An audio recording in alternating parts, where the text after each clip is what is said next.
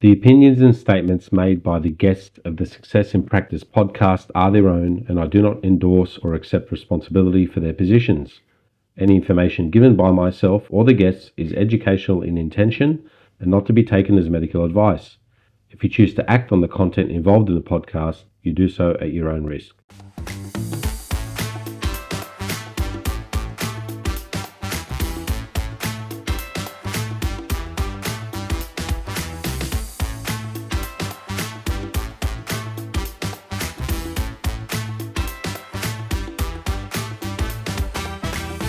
Okay, everyone, welcome to another episode of the Success in Practice podcast. Today, I am joined by Monique Keevers.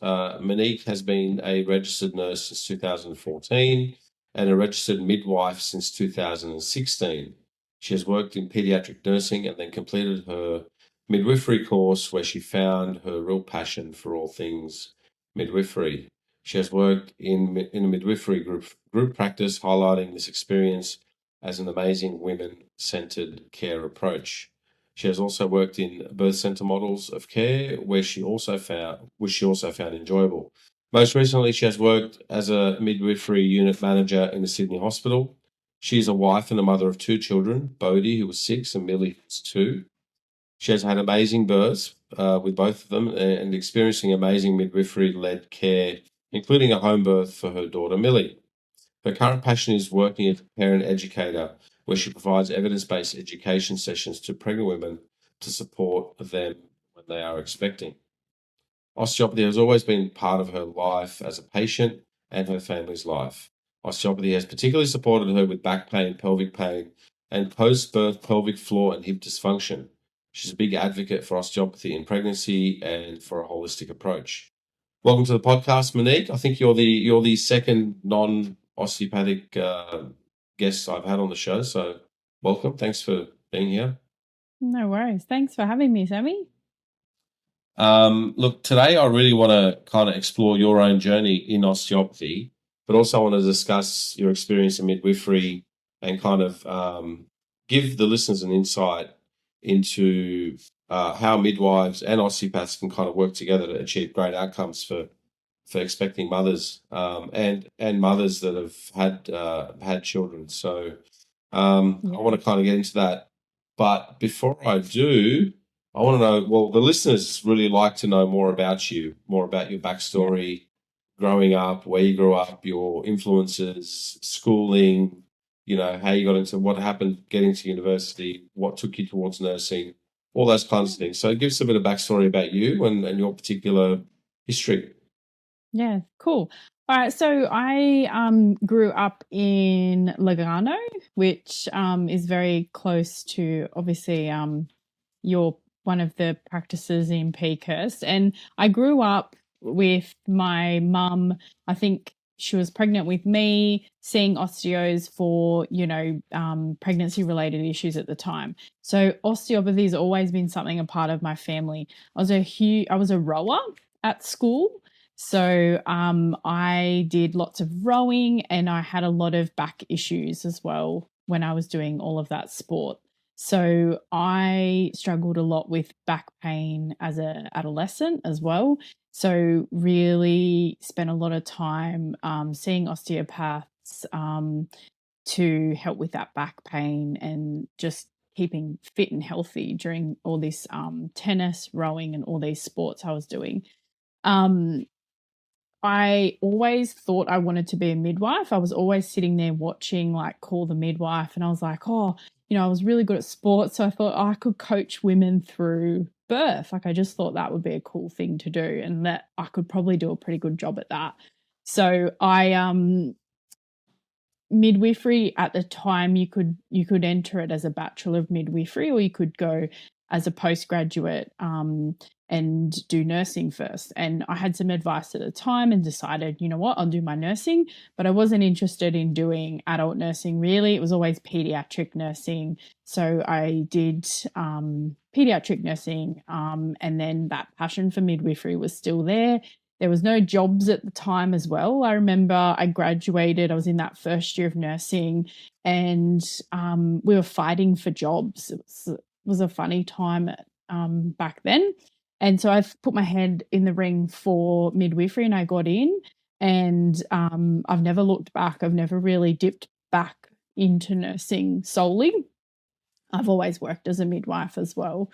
So yeah, I did nursing at Notre Dame, which I really recommend. So that was a bachelor's nursing, and then a graduate diploma in midwifery. I've since gone back and done postgraduate qualifications in management as well, which sort of aids my roles at the moment. But yeah, that's kind of my education background. Schooling, I went to an all girls private school in Sydney, hence the rowing and all the sport and all things like that.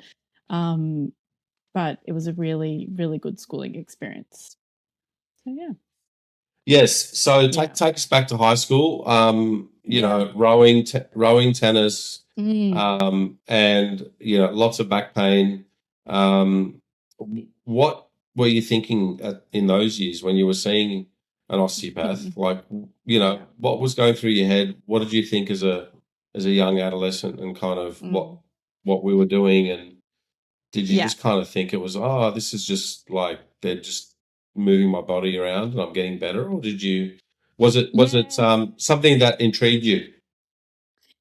Yeah, so massage and osteopathy at that time was a part of my like weekly routine to be able to sustain school, to be able to sustain the rowing. And I was in, this is obviously a long time ago, but I was in the first 8 rowing, and you would row on one side. So your whole posture was completely like you could see the bend in people's spines because you'd be rowing predominantly like straight over to one side or straight over to the other side repeatedly, repeatedly, repeatedly. And you start to see the posture actually change. So to counteract that, I had a lot of forearm issues. I had a lot of back issues. I feel like every single muscle that was sore had to be treated with the rowing. So yeah, I remember it almost being like a weekly, if not twice weekly, if there was a flare up of something sore, to just be able to actually sustain the rowing. We're talking like training five, 6 times a week. Yeah, the stress, Sessions. the stress of rowing. Yeah, Yeah. right. So, and I also played tennis as well at the time. So I was doing all these different sports. It was pretty full on. So I always remember not being phased by having, as an adolescent, like having my back manipulated, I think because it provided so much relief.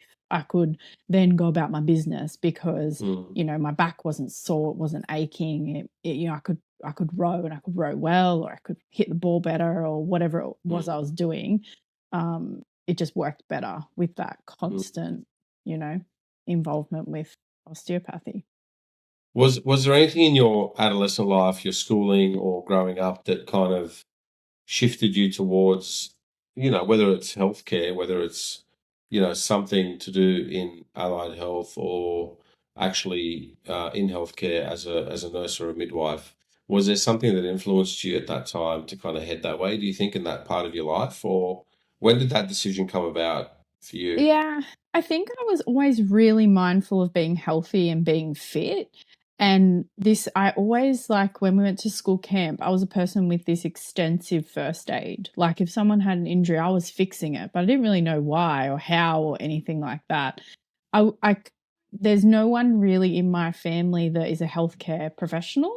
In my immediate family, I come from a family of accountants, but we were always very physically active as kids, and we were always really busy. We did so much sports. So I'm not sure if there's a few generations back that interest in healthcare and like healthcare providers. But for me, it was all I wanted to do, something in the health industry. And I was just had that real caring instinct and wanted to always provide for other people, to care for them when they were sick or things like that. And then it sounds really weird, but the whole midwifery came into it when I thought I could coach these women to have these great births. That was where I thought, I'm good at this, and I get to go to uni and get a degree, and then birth's obviously really, really amazing part. of a person's life as a woman. But yeah, so I think I don't there's no real external influences other than watching Call the Midwife or those born at home kind of shows on the telly. But other than that, I think it was just always kind of in me to want to do that. Okay, and so you went to Notre Dame originally. Yeah. Yeah. What was that experience like at university learning nursing? Like, tell us about that. Yeah. Well, I went from like a very close knit, like private all girls school to Notre Dame, which is kind of like a Catholic university. It was quite small, really. So I remember transitioning quite easily into the uni life and got to know our cohort really closely. It wasn't a big cohort, so you knew everyone as opposed to the really big universities. So I got really involved in like the nursing society and things like that. And I think that's sort of where my leadership started to grow as well. And I loved uni. I thought it was awesome.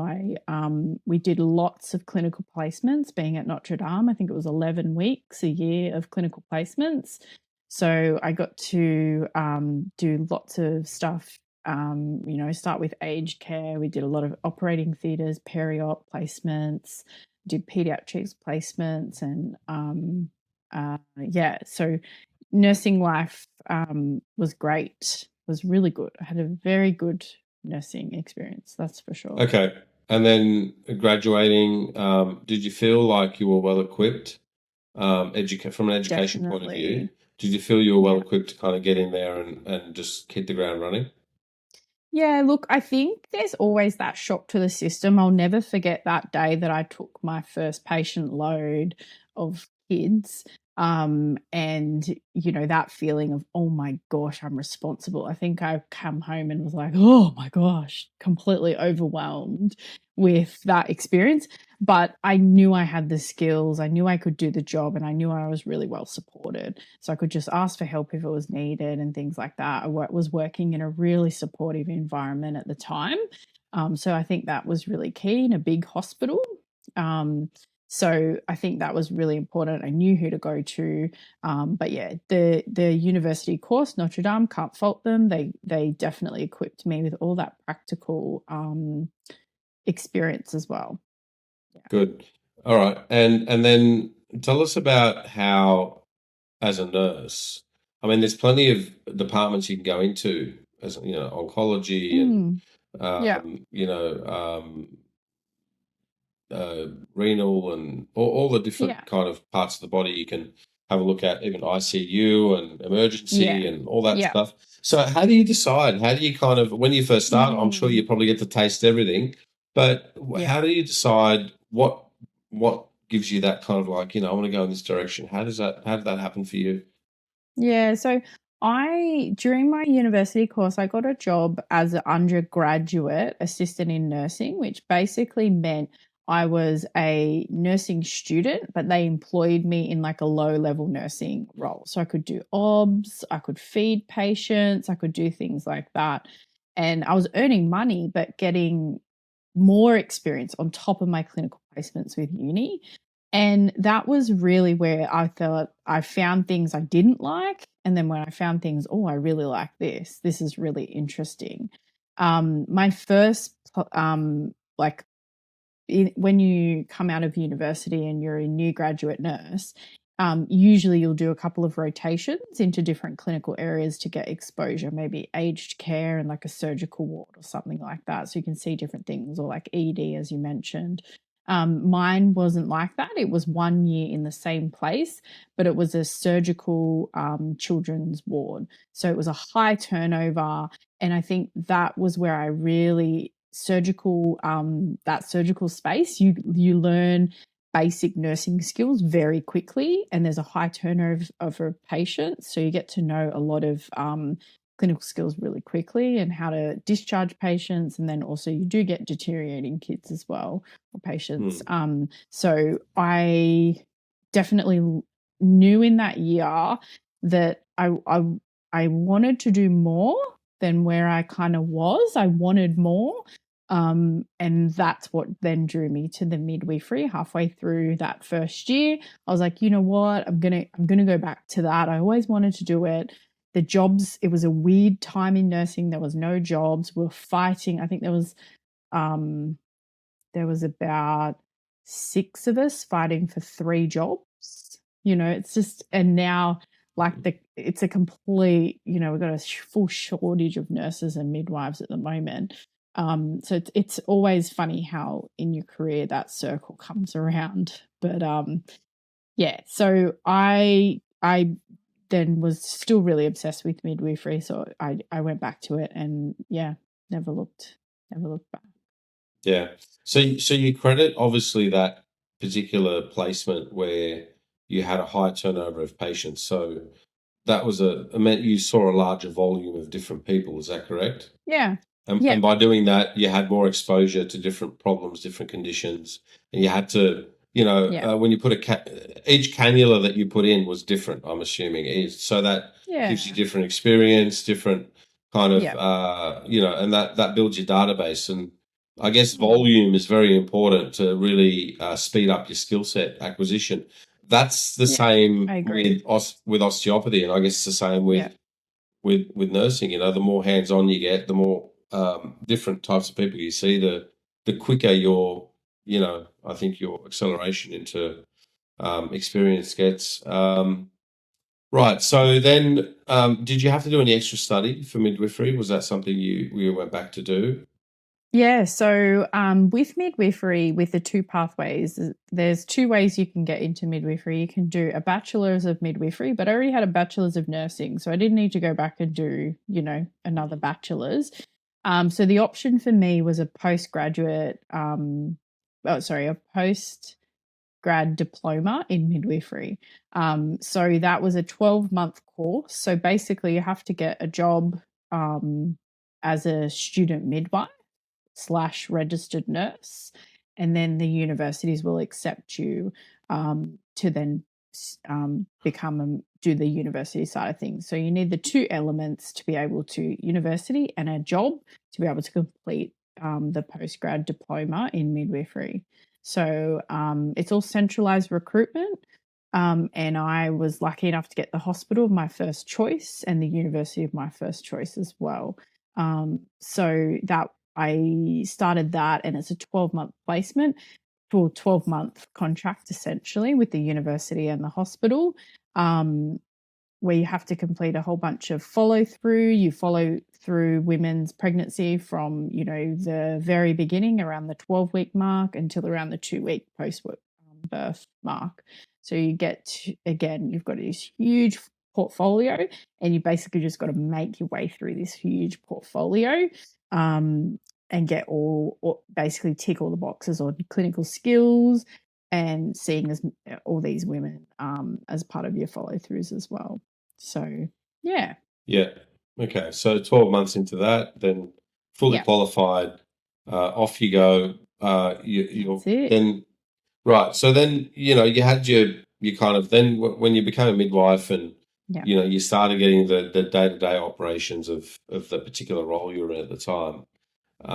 Did you was it all that you expected it to be in terms of, when you started to see how the model worked, especially in hospitals? At the time, you wouldn't have had a whole bunch of experience, but did anything go off in your head and go, "Oh, this isn't right," or "This is really good"? When did that start? When did it kind of start for you to kind of really learn what works and what doesn't?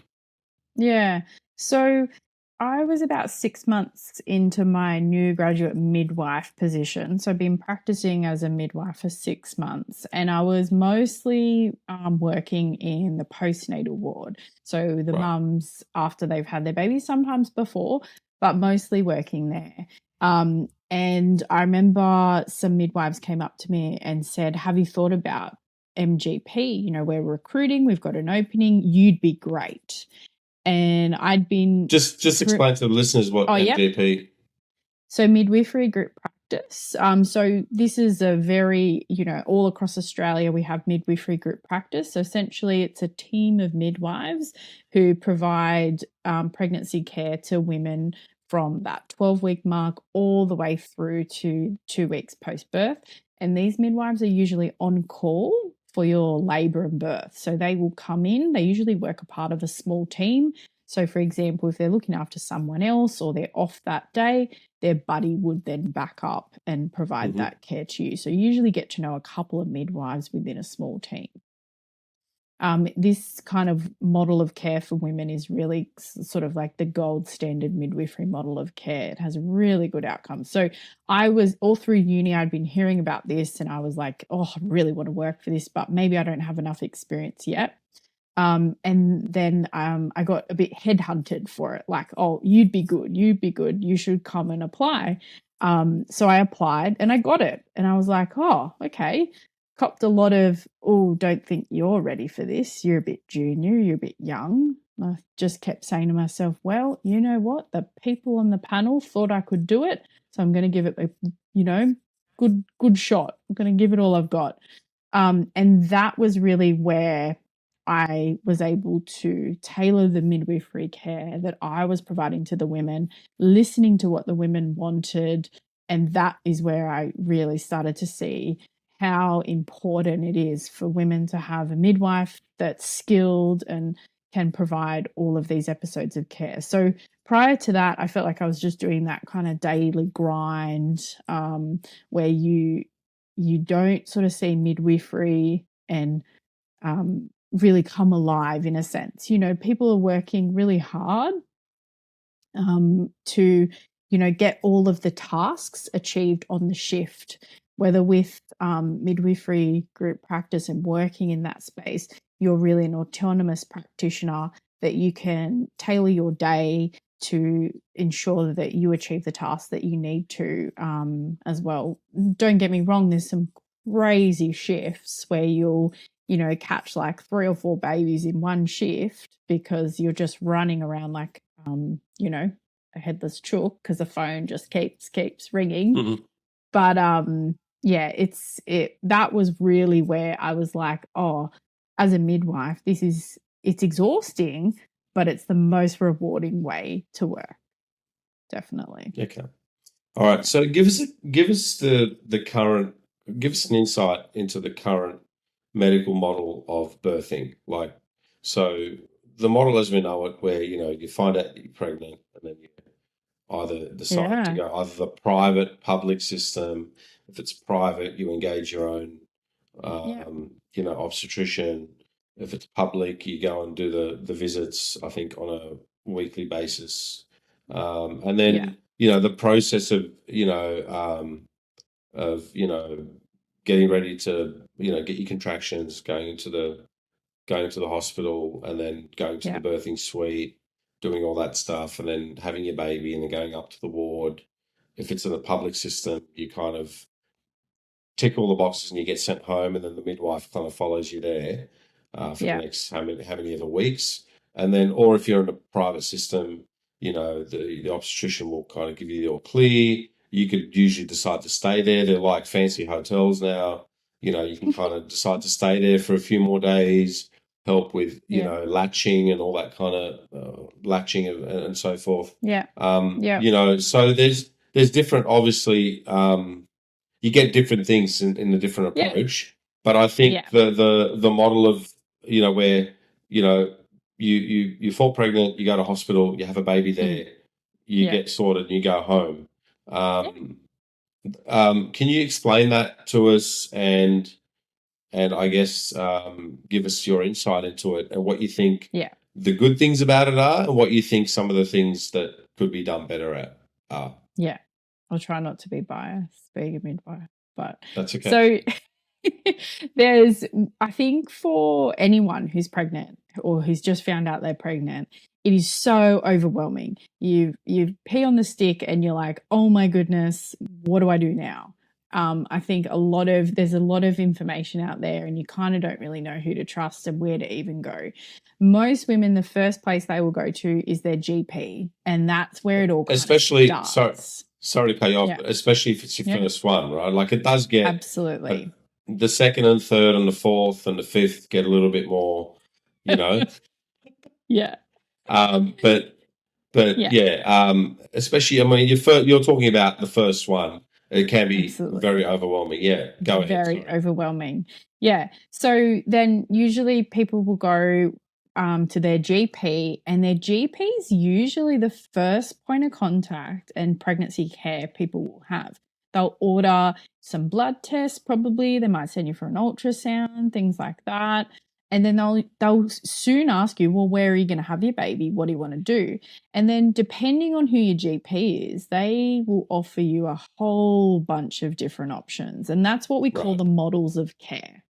So it's really overwhelming for if you're a first time mum and you don't know much about these different models of care. And there's probably 6 to 10 different models of care, depending on where you live as well. Right. And then obviously then there's the free models of care, which will be like in your public hospital settings where you're really not going to be up for much cost at all. And then there's the models of care that you're going to pay money for as well, which are more the private sector, the private hospitals, private obstetricians, and then obviously privately practicing midwives as well.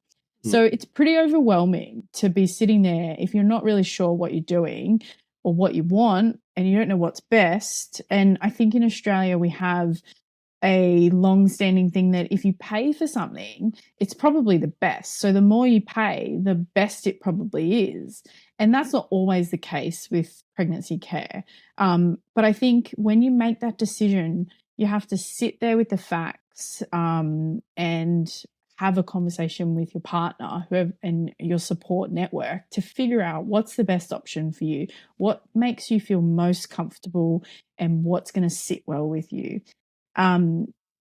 So I guess a bit of a personal story. I have supported my brother with this decision, and we literally, it was like, here's the pros, here's the cons, here's all of the options on a piece of paper. Sit with it and see what you think, what you want to do.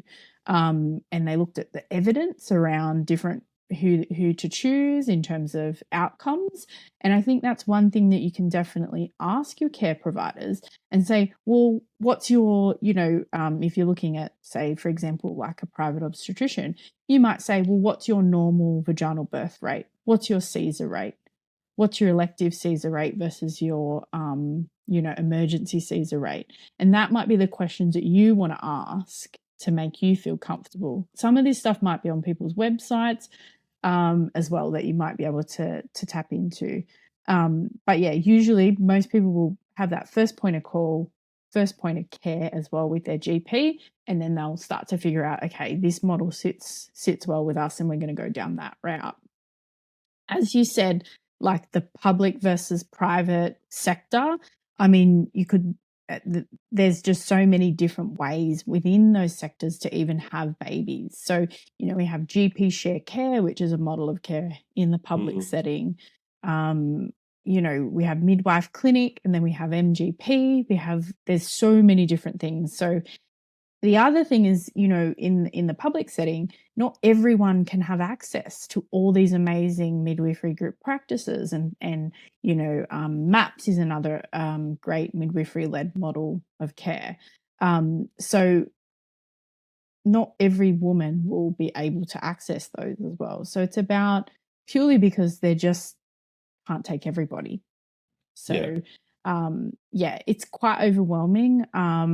I honestly, sometimes I think, how do women do this without the knowledge that I have? I just think that's really, as a maternity system consumer myself, as a mum who's been through the system, I think I feel very lucky that I have that midwifery knowledge to be able to navigate all of these decisions.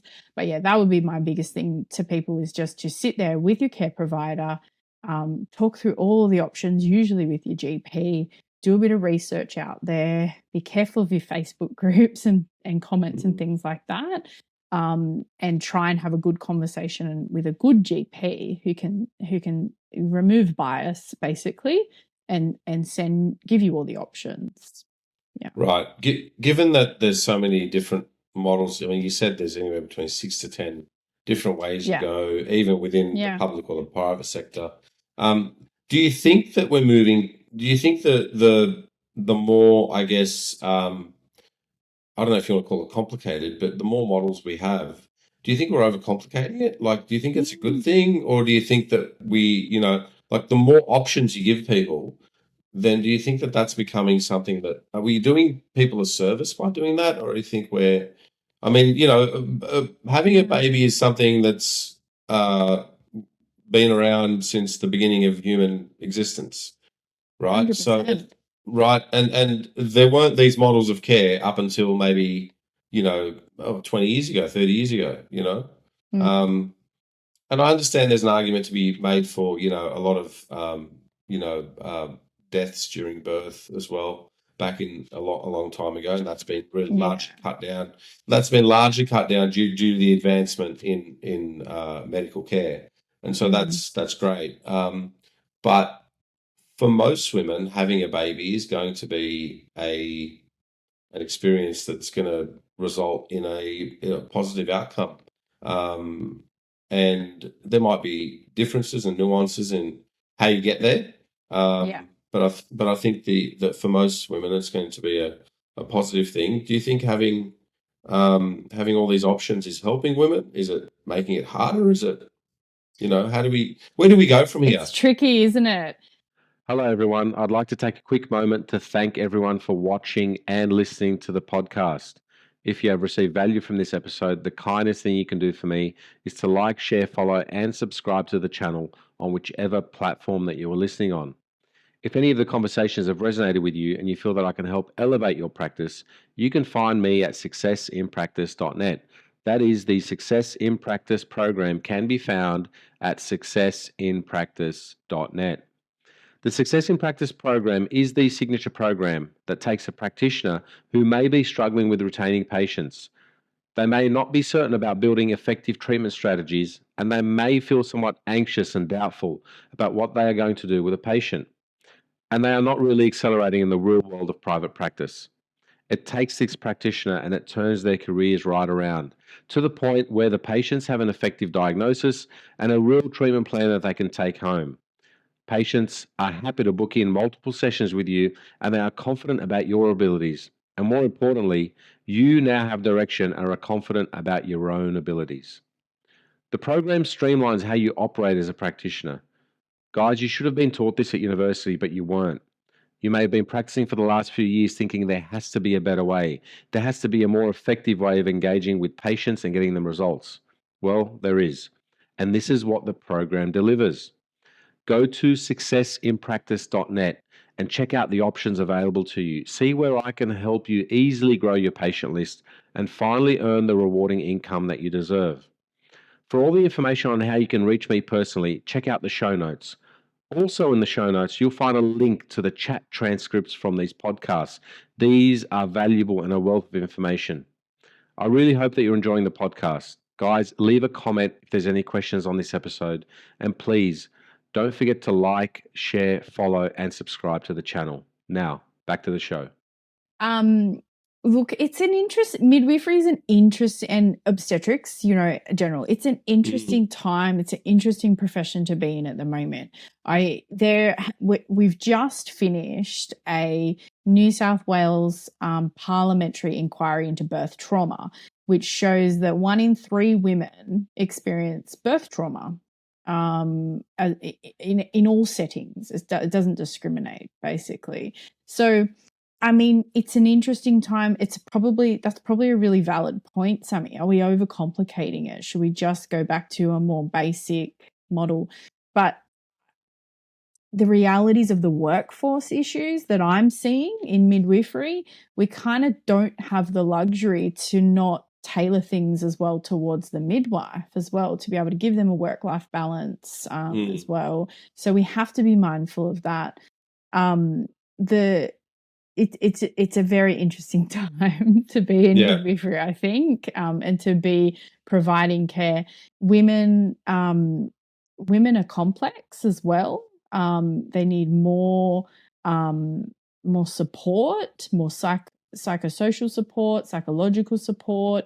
When we look at 1 in 3 have got birth trauma, that's all our second-time mums, our third-time mums coming through, carrying a lot of baggage with them, that and mistrust in the system as well. So it's I don't know what the answer is, but I'm really hopeful that positive change will come out of the birth trauma inquiry and what they're looking at there, to be able to equip us as healthcare providers to really provide trauma-informed care that makes women feel safe, and we get women coming out of birth feeling really empowered about the experience and in control. The biggest thing for me is that the woman is in control of the experience. She's the one, and her partner, they're along with, like, they're making decisions together that are informed by the evidence. They've done their own research, and they've educated themselves. So one of the other little side jobs that I do, which I just absolutely love, is parent education, which is essentially birthing classes. So I usually once a month or so, have a group of expecting families, and we go through what is absolutely my passion, is being upright and being active in birth as well. So we do a little bit about breastfeeding as well.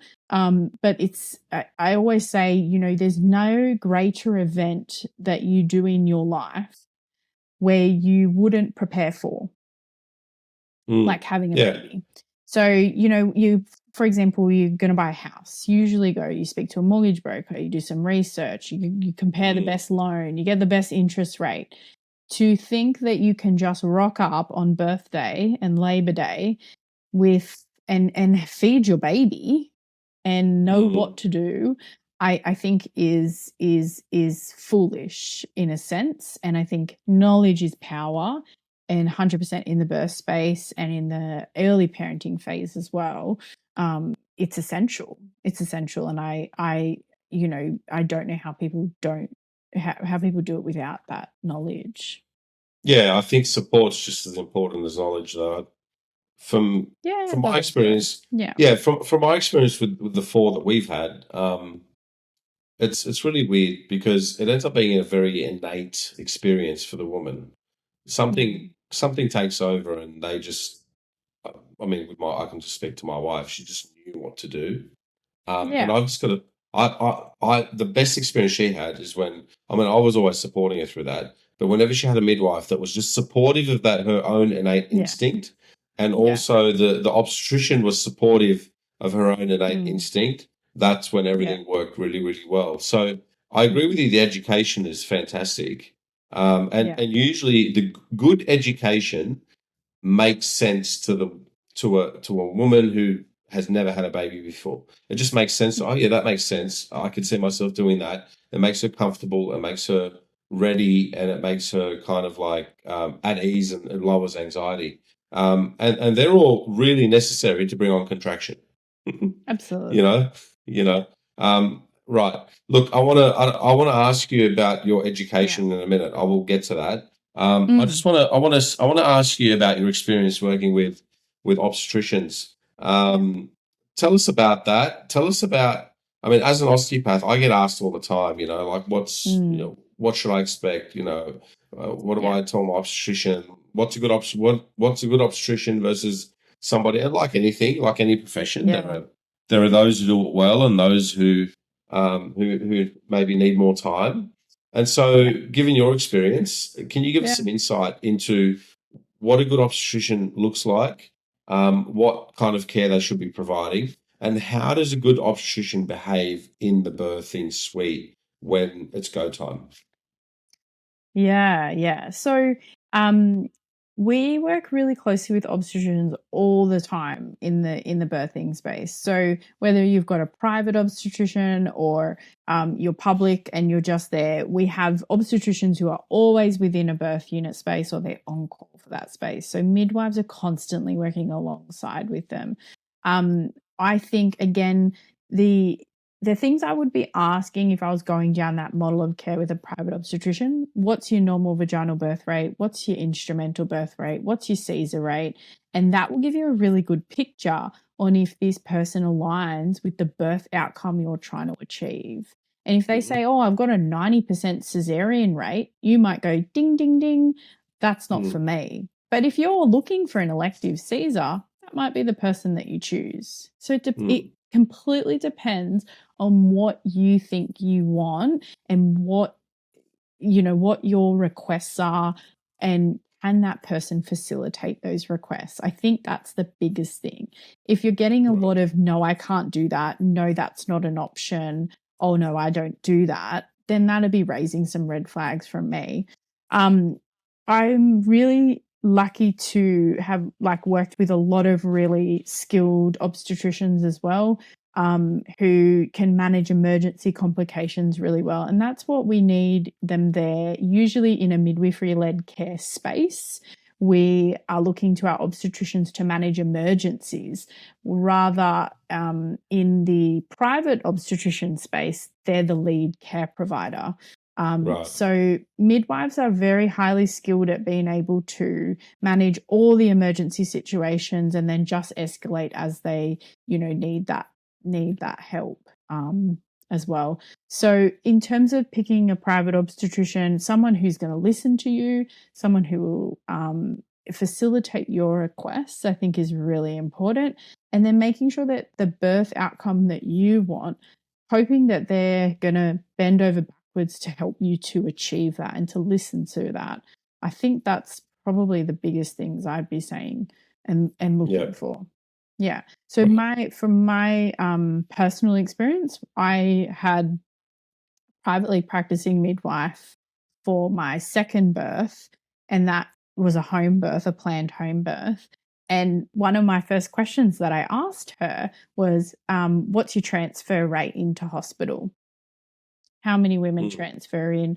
And then, what's your rate of PPHs, so postpartum hemorrhages? What's your rate of these tears? That's the midwife in me. I wanted to know all the nitty gritty.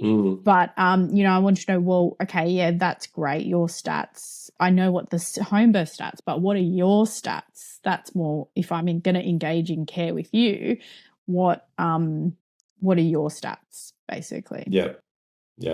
And when an obstetrician is leading a birth, especially in the private setting, how does a good obstetrician behave in that setting? Like, can you give us some insight into how they? And let's. I don't want to. I'm trying to give you a scenario here where it's just it's a standard birth. There's contractions are coming along well. Usually the obstetrician gets called in.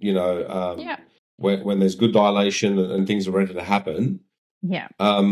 What's the role there of a good? Well, put obstetrician aside. A good leader, in that room, whether it's obstetrician or the midwife.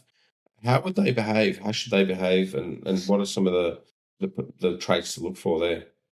Yeah, so I think being really respectful that you're coming into a space that is, we're trying to promote oxytocin. So coming into a space, not shouting, not yelling, being calm, that's probably the biggest thing, because we know that when we get hit with a fear, if there's fear or there's, emergencies happening or things like that, that oxytocin, the contractions just plummet off. We want the woman to feel safe. So how are we going to make their environment feel safe? So really we want a care provider that's going to come in. They're going to observe the room. They're going to be mindful of what's happening already in the room. And they're going to engage both the woman and the support team there as well, to be able to have conversations where we're going to talk about, conversations that are really robust and they're not threatening conversations. So they're conversations that we're talking about, what are the risks, what are the benefits, and what are the alternatives, especially if it's like an emergency scenario where you've got to make decisions quickly. That's definitely the way if I was a consumer, I'd be saying, okay, well, what are the risks? Maybe partners even asking these questions. Well, what's the risk if we proceed with this? Okay, what's the benefit if we do this? And then, so risk probably to mum and baby, benefits to mum and baby, and what are the alternatives? What if we choose not to do this right now? What else? What's the other option? Can we just wait? Can we have a bit more time?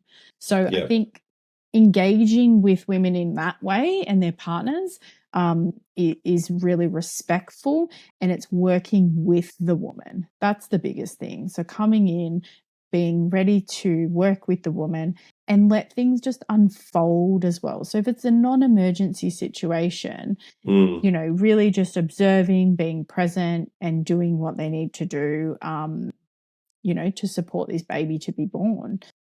Everything sort of changes in an emergency scenario, but we can still have that calm environment. We don't need people yelling, and we just need that, you know, clear communication if it is an emergency with the woman as the forefront of this is what's happening. I think really concise. I think as you develop as a midwife and the longer you practice for, you can have, like, you can basically say a sentence that conveys the whole picture. And if you've been with that woman all day, she kind of gets to know you. So gets to know if you're feeling a little bit tense, she'll probably feel that too. And she'll listen, she'll understand, and, you know, be ready to have that conversation. Okay, well, what are the risks? What are the benefits? What are the alternatives? Things like that. Yeah. Yeah. All great advice. With regards to the current, I guess, models of practice when it comes to the actual birth, you know, how a midwife or an obstetrician operates and what kind of directions they give to the woman. Are there things currently that are in practice that frustrate you, that you think that you'd like to see? Maybe you're not overly, you know, I'd like to see this change, or maybe, you know, are things that you see that you go, look, this isn't really providing the best care, and tell us why. Like, you know, tell us why you think that is. Yeah. So as I said before, I'm really passionate about being upright and being active during labor and birth.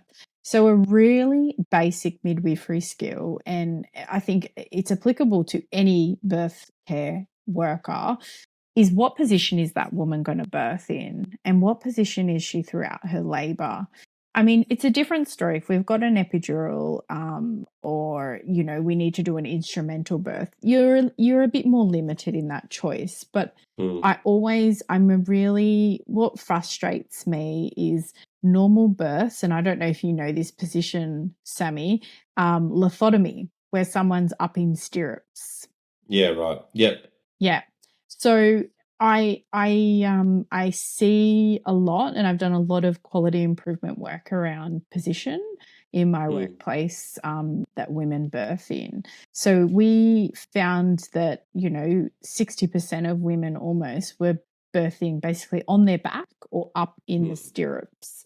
And I don't know if you've ever sat in that position. It's not particularly nice. No.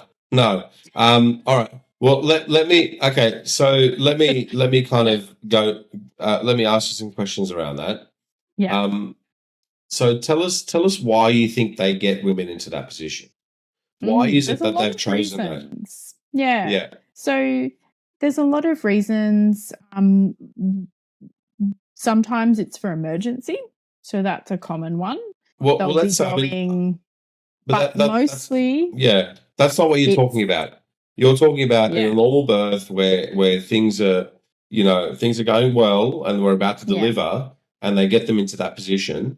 Tell us why they like that position. Like, what's the whether they're a midwife or an obstetrician, why are they preferring that? I think it's that position originated around sort of clinician comfort, I would say. So it's you know, you're not got a woman on all fours, for example. You've not got your head under like this. The woman is there. Everything's in front of you, and you can do your work in a sense. So I think that's where it's originated. Some people feel most comfortable to do a birth in that position. For me, and the way that I've always tried to get women upright, like standing or on their side. My favorite position to support women birthing is left lateral. It's a really comfortable position. Women can push really well in it as well. However, I have been in births where you try every single upright, active position, and then ultimately you end up with them on their back with their legs up, and that's the only way the baby decides to come. And that's not Right. even in an emergency situation. Sometimes if you're getting a little bit worried about the baby, the doctors may say, or someone might say, put her up in stirrups and then try pushing that way. That irks me all the time. I find that a really frustrating thing. There's a really good podcast that talks about the lithotomy challenge and getting women out of stirrups and actually putting clinicians in stirrups and seeing how it feels to be up there for a long period of time. Putting who in stirrups? Clinicians. So Clinicians, right? Yeah. Yeah. Come on, mate. Have a seat. Get here. Yeah. You sit here. Yeah. Yeah, so having that lived experience. I think, in the antenatal education sessions that I do, I say to women, have you thought about what position you're going to give birth in? What can you do? Do you have to be on the bed? Where the system is set up so you can probably tell me this. What's the thing in the center of the room or the birthing room? The center of the birthing room? Yeah. What's in the middle? In the middle, I'm just trying to remember. This wasn't long ago. It's usually the bed, right? There you go. Yeah. So, it's usually the bed. The woman thinks, oh, okay, well, I should probably get onto the bed, shouldn't I?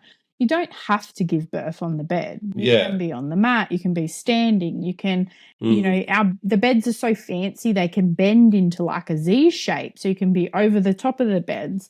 So, there's really good evidence to support birthing upright. It reduces your likelihood of an episiotomy, which is the cut, reduces your second stage of labour, so reduces that pushing time. And then you're less likely in an upright birthing position to have unhappy babies, so abnormal fetal heart rate pattern. You're less likely to have that, and then ultimately less likely to need a vacuum or an instrumental birth. So there's really good evidence to support this is the way women should be birthing. And it goes back to, how women were birthing hundreds of years ago. So you think they were birthing things, right? But do you think 100 years ago they were birthing upright in different positions, and is that the evidence out there? Historical evidence shows that. Yeah. So there's obviously, where midwifery historically they started with all these drugs, and then women were out cold, giving birth, and they were just lifting these babies out. So that was a phase. But if you think about it, that pre-epidurals, pre-hospital settings, when women were birthing in community and birth centers and things like that, they didn't have these beds in the middle of the room, but it's how the rooms are set up now. So I mean, it's a whole system issue. Well, sorry, I want to say this is a good segue into a question that I have for you that I've just thought about. Because you brought up the topic of birthing over the ages and 100 years ago or 50 years ago even, and it was very communal. Women would give birth at home, usually in a village somewhere, and the midwife would usually be the mother-in-law or the mum or the auntie or someone like that, or a village, a lady in the village that had delivered most of the babies in that setting. And what do you think that tells you about the comfort of the mum? And you mentioned oxytocin before being very important, and not having high anxiety levels, and not and understanding everything and where everything is. I guess, I mean, if you're birthing in your own home, in your own room, do you think that there's credence to that in terms of having just much better dilation times, much better, oxytocin levels, and then easier births? Do you think there's something to that? Has that ever been discussed? Yeah, there's really good evidence to support women birthing at home that it is a safe option for women, and that it promotes that oxytocin. Midwives are very good at knowing normal. So when things deviate outside of normal, they have those pathways. So absolutely, that you're in your own environment. you feel safe in your home. You've got your family there. You may even have siblings watching the birth. It's a whole family-centered event. It no longer becomes the woman having to travel into the hospital and then the oxytocin dips and then the contractions drop off. Because I'm sure that many women have rocked up to the hospital, they've been contracting super regularly, and then suddenly they've all disappeared. Yeah, that's it's that for 4 hours that's happened. Yeah. So it's that, shift in the hormones where you have that kind of like fight or flight response. And when if you don't have to go anywhere and things just keep progressing and progressing and progressing and your care provider comes to you, I mean, it kind of makes sense. Hey? Yeah, it does. It does. So what I gather from that little kind of the last conversation, this little last few minutes that we've had, a lot of the positions that we kind of take for granted in terms of what the normal positions are, a lot of those are, from what I understand, are more clinician based. It's easier for the clinician to have the right side. In terms of being on a bed, it's probably easier also to put all the mats down and keep everything clean, and obviously with the placenta and doing all that, and then the cleanup becomes a lot easier. So it's not really so woman-centered. It's more hospital practitioner-centered. And I guess what you're saying is that we need a little bit of a shift there, and that's a bit frustrating for you. Is that correct? Yeah. And I guess I just put it out there to midwives and to care providers, make like challenge yourself. Why not put the woman in a different position? Think about it for just a split second and see if you can get her on her side, left lateral, amazing position. Takes the pressure off the perineum for, those severe tears as well. So I just challenge clinicians out there, don't do it for you. Put the woman in a position that, ultimately will feel more dignified, because I can tell you nothing is very dignified about being up in lithotomy pushing. Yeah, look, we with our children, we had I think 2 of them that were on the back, and the others were in different positions. And my wife found it a lot easier when she got up and she tried to do things, and then all of a sudden contractions were a lot better that way. So that's great advice. All right. I'm very mindful as well that 1 in 3 women out there are experiencing birth trauma. So if anyone does hear what I'm talking about birthing in a position that they didn't want to birth in, I just want to acknowledge that. And there are some really great resources out there to support women who are feeling, if anyone's listening to this and they feel like they wish to birth into a different position, then I would challenge you at your appointment to speak to your care provider and ask them, well, I want to birth in this position, and have that conversation. 100%. Well, this will mainly listen. I mean, osteopaths are listening to this. This is targeted towards osteopaths. So we get asked these questions a lot. And I guess if you're an osteopath out there and for one of your female patients about to give birth and she's talking to you about it, definitely challenge that status quo and say, look, you can get into different positions. It will help you. Speak to the midwife who's there looking after you. Speak to your obstetrician. That could be one of the things that you discuss with your obstetrician. And usually I think the good obstetricians will not have a problem in doing whatever it is that you need to do to get the baby out in with as least friction, I guess, as possible, right? So have those. If your patient asks you, then definitely give them that information. I want to shift a little bit and talk about your experience with osteopathy. I know that you discussed earlier how it helped you as an adolescent going through a lot of sporting activities and helping your body with that. How's it helped you as a mum? Oh, yes. So I have had some issues, I guess, post both my babies. I think at about pretty much the same time, where it's a whole hip, pelvis, pelvic floor, all intertwined kind of issue, where basically I end up with severe pelvic floor dysfunction and hip dysfunction, and affects literally like lying down, moving around, carrying babies, and everything like that. With my first birth, I remember and I was a midwife, right? So I should have known this, but I didn't know the feeling. But I remember 4 or 5 weeks post-birth, and I was up at Woolies, and I felt literally like my insides were going to fall out. And this it was like drawing sensation, like through the center of me all the way out. And I couldn't think what it was. It wasn't until I was about 12 weeks post-birth and I'd seen my GP and she encouraged me to go see pelvic floor physio, then realized that it was pelvic floor pain, and that drawing sensation down was that. With that, then later down the track became the hip issues as well. And I think that was more at about 6 months post-birth. I know that with hormones, breastfeeding as well, you can have that lack of estrogen, and everything sort of doesn't quite, you're more at risk of injuries and things like that, I think, when you're breastfeeding as well. So everything takes time to heal. So you're trying to get, I feel like each time I was trying to get back into physical activity, and I do a little bit and then I just wreck my hips and things like that. So I was treated for, weekly appointments essentially, when I'd have these flare-ups, and then also with the support of a women's physio for the pelvic floor and kind of working together.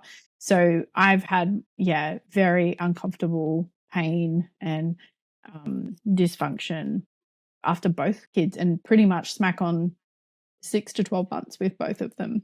Yeah. Yeah, right. And so, given that, what is it that you would advise then osteopaths when looking at women who come to see them postpartum, within, say, 6 to 12 months, well, within probably the first year postpartum? Yeah. What are some things, especially, I mean, there's a lot of new graduates that watch this podcast, they may not have had experience with a lot of postpartum, but what are some tips you can give to osteopaths and tell them about how the female body is going to change in that year, and what are some of the things they can expect to see, and where can they draw the dots? Like, how can they connect the dots from postpartum to mechanics, I guess? Hello, everyone. Just a quick break to give you some information on where to best find me. The first place is the private Facebook group called the Successful Practitioner Pathway. I've set up this private group as a place where practitioners can go and get tips and advice on how to best accelerate their practice and improve their clinical practice skills. The second place to find me is at successinpractice.net. That is where the Success in Practice signature program is housed. You can find more information about me and how I can best help you achieve success in your practice. So, the two best places, the private Facebook group, the Successful Practitioner Pathway, and successinpractice.net. I will link to both those places in the show notes. So, for more information, please see the show notes. Now, enjoy, and back to the show. Yeah. So I think the biggest thing is, like, don't be scared. These mums are here because they want help, right? So they've obviously taken time out. They've brought their baby along possibly, or they've got someone to mind, and they're desperate for a little bit of relief. So they're probably sore from carrying this baby. Their insides are, whatever. They've obviously need some support. So I think taking a really good history and understanding where they're at too. So what kind of birth did they have? Did they have a normal vaginal birth? Did they have a Caesar? Was it an emergency Caesar as well? And being mindful of those two different kind of births and what that might look like. I think breastfeeding as well, given the hormone shift and that high amount of prolactin and the low amounts of estrogen that these women have got, their muscles are going to be a little bit more, like, my understanding is they will strain easier, I guess. So a rolled ankle could be quite severe, in a woman who's a couple of months postpartum who's breastfeeding. So I think just being mindful and taking that into account with your history, and then ultimately, I guess, Sammy, that might be how you then you might treat that slightly differently if the mother is breastfeeding, and just being mindful of that. I think, and as you know as well, Sammy, like pelvic floor has a lot to involvement with her hip dysfunction. Any woman that I have ever done a perineal repair, so sutured, I would always have a discussion about a women's health physio check in that postpartum period. Usually they won't see them till 6 weeks. Now, I don't know if there's new graduate clinicians out there doing that sort of postpartum check on women. But there's lots of good women's physios out there, so making that referral, because it's really all connected. So I think just being mindful of that connection. If you're not going to provide the service yourself, then referring on to another clinician as well. Yeah, I think practitioners need to be, well, younger practitioners. I mean, some of the more experienced practitioners would know this, but you really, I mean, it's you're dealing with the same person that you saw before they had a baby. So the anatomy is still the same. They've just been through something, and you need to understand that process that they've been through, and then you need to understand the hormonal implications and what that has on their body. But the mechanics are the mechanics, like the attachments are still there. So you know that, the pelvic floor attaches onto the coccyx and the sacrum. Well, a lot of the muscles that control the hip also attach onto the coccyx and the sacrum. Excuse me. And so it makes sense that, when you do a hip examination and the hip's not moving as well as the other one, and they've just had a baby 6 months ago, you need to look at the pelvic floor, right? Now, what do I do on the pelvic floor? Well, what do you do on any tissue that requires you need to treat it? You need to, you need to have different tools in your toolbox. There are external techniques that you can use. There are internal techniques that you can use. It just depends what you're willing to practice and what you want to do. And if you're not willing to practice internally, you need to refer to somebody that does that kind of work and can do it and is good at doing it. But it's not complicated. Like it's not like a special realm of education that you need. You just need to apply your osteopathic principles to that part of the body. Excuse me. And understand. Yeah, and I think as a woman, to consume a service that is that holistic, where you don't have to go to 6 different clinicians to get relief, is of benefit. But then again, I totally get if it's not in their scope of practice, and if it's not something that they're skilled to do, you've got to recognize that and you've got to refer. So it's just good assessment, I think. Yeah, it is in their scope of practice, but again, it's just what they want to do. Like there's some osteopaths that will just deal with dizziness and vestibular issues. There's some osteopaths that will just deal in sports medicine. There's some osteopaths that will just deal with post perinatal and prenatal women. But a good osteopath will still know the mechanics and the associated problems. And I guess if you're willing to work on it, then that's great. But if you're not willing to, then find someone that you can send your patients to that is willing to help, because it's absolutely necessary that you start to make those links, especially postpartum. 100%. Agree. That's good advice there, Monique. Like I want to ask you now also, I guess, what can osteopaths expect to see in a postnatal body? I know you've touched on this already, but in terms of actual mechanics. So more so, I want to ask you about breastfeeding. Like, what are you noticing if you're working in that space as a midwife, where you're visiting the mother, for 6 months, for the 6 months post pregnancy? What are you noticing with regards to breastfeeding in their bodies, and what are some of the complaints that they come to you with? Yeah, so usually I wouldn't probably be there till 6 months. We'll usually tap out at about the 6 week mark as midwives seeing them at home. That's where our peak knowledge is really up to that 6-week mark, because that's when we sort of say that women are returning to their pre-pregnant state. I mean, really, are they? Probably not exactly. Yeah, I would challenge that. Yeah, but when we look at the uterus, I really think it's about the uterus. We usually say that the uterus is back at its pre-pregnant state. The bleeding's usually finished at about that 6-week mark, and it's gone through that process of involution, which is going back down to its pre-pregnant state. So I think that's where roughly the 6-week mark comes from. But I think the biggest thing that you'll see for women who are breastfeeding or even bottle feeding a baby, it really doesn't discriminate, is back pain. So they're holding this baby. So they've obviously had all this weight at the front of them, but now they're at their whole workload is basically here, and they're reaching forward all the time. So they're basically hunched over like this all the time. So they get all of this back pain. So I think it's talking to women, obviously treating the back and trying to open them up. So I remember doing some exercises like putting my arms back on walls to stretch out these shoulders and to really open up the space there. But yeah, I think back pain, and then obviously women are spending a lot of time sitting down feeding these babies to get that lower back pain. And then I think that's where that hip all starts to come out as well. Yeah. And then I think just recovery from birth itself.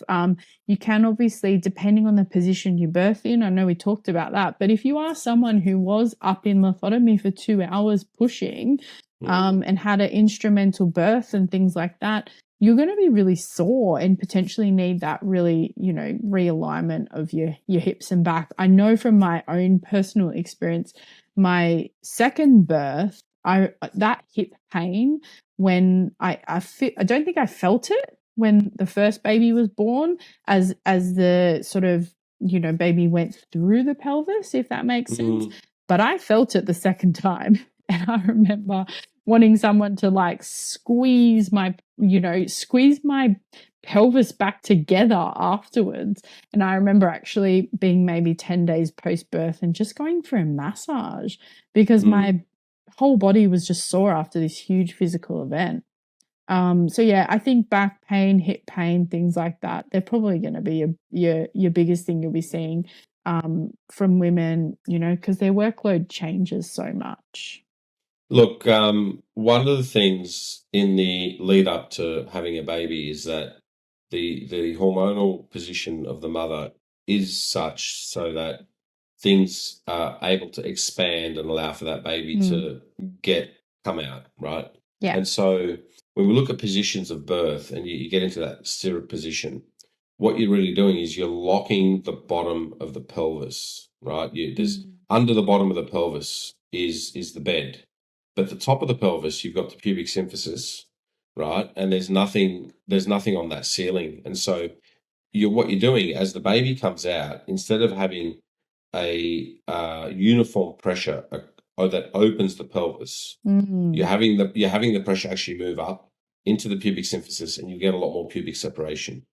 And so that's what I found with the position where you're on your back, your legs up, is there's a lot more pubic separation there that happens, and that's awful. That's not great. And it's definitely it's a very painful kind of tender thing that can hang around for many months post pregnancy, and so that's another argument for getting into a different position in birth, is because you allow for that uniformity of expansion in the pelvis, the pelvic rim, where the baby's head needs to kind of make its way out. Whereas if you're sitting, then you don't allow, you're locking in the bottom of the pelvis and the apex of the pelvis, the top of it, where the pubic symphysis is ripe for separation. Yeah. I mean, we haven't really talked about it so far, but I mean, the other role I think that osteopathy has is in pregnancy is creating an aligned pelvis and supporting women to have an aligned pelvis. I think, and going into labor and birth with a body that is well aligned. I think osteopathy definitely has a role with that. And I know from my 2 births, having treatment, all the way up until the lead up, allowed my body to be in total alignment with a baby that was in a perfect or nearly perfect position both times, that facilitated really normal physiological birth. So yeah, I definitely think that, like, yeah, it can play a Yeah, huge there's not a big space there that the baby's got to go through. And so in that particular time when the woman is pushing, the better the symmetry in that pelvis, the better the expansion, and you're just going to get a better outcome. Yeah. Right. Well, given that there are no complications.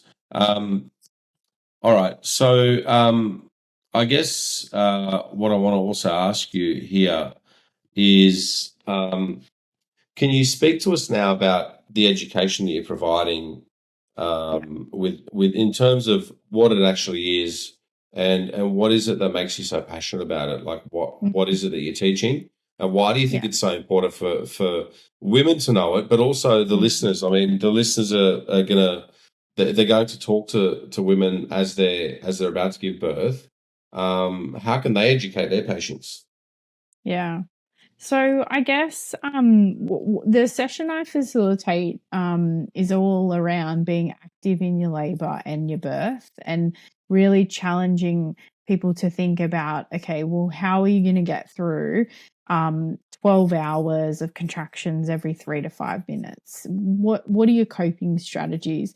Your mind, as we know, for any physical event, your mind plays a huge role in it as well. So it's how are you going to actually breathe through these contractions? What breathing techniques are you going to use? So we go through all of that, how to breathe, and then we look at all the different positions, and then we look at positions you can labor in. So upright positions, using aids like a birthing ball, and then using like shower, bath as well as another position, or pain relief as well. So we go through all of that. It's really practical. We get women up and their partners. We practice massage and things like that. So it's really starting to give couples some ideas on how they might support each other during the labor and the birth, but really with the focus on the woman who will need that support from the partner. Everything I teach in that course, I have either tried, tested myself, or I have supported women with, and I know it works. And I guess that's kind of what I try and stress to people. This does work. It doesn't mean if you do these 10 things, you will 100% have a normal vaginal birth. It doesn't necessarily mean that, because lots of circumstances come into play when we're looking at the outcome of birth. But and there's a lot of things we can't control. So the whole course is about focusing what you can control, what's in your circle of control and your circle of influence. For example, you can control your position. You can control what you eat. You can control what you listen to. You can control what knowledge you go on and consume after this sort of session. So it's practice as well. And I think it's learning how to breathe and do mindfulness doesn't come overnight. It does take time. It takes practice. So you want to kind of practice it every night, so that when birthday comes and Labor Day comes, you kind of go into this, instinctive. It's all really habitual. You just know as soon as the contractions start, they come to the peak and you breathe through, and then they go. And then you have a rest, and you just keep doing that all the way through. Yeah.